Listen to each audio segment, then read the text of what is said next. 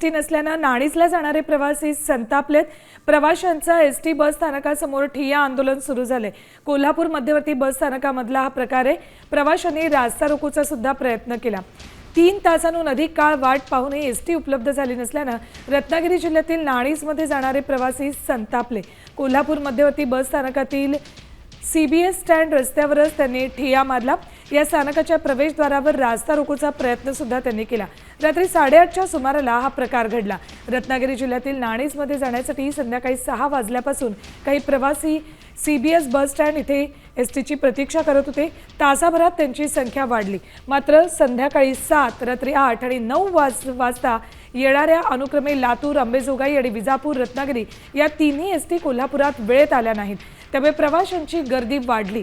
1-1.5 तास उलटला तरी एसटी आली नाही। त्यांनी नियंत्रण कक्षात विचारणा केली असता त्यांना एसटी येईल असं सांगण्यात आलं।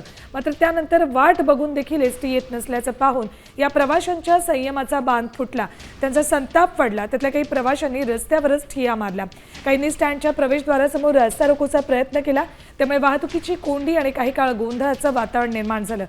शाहूपुरी पोलीस इथे आले। त्यांनी मध्यस्थी करत प्रवाशांना शांत करण्याचा प्रयत्न केला।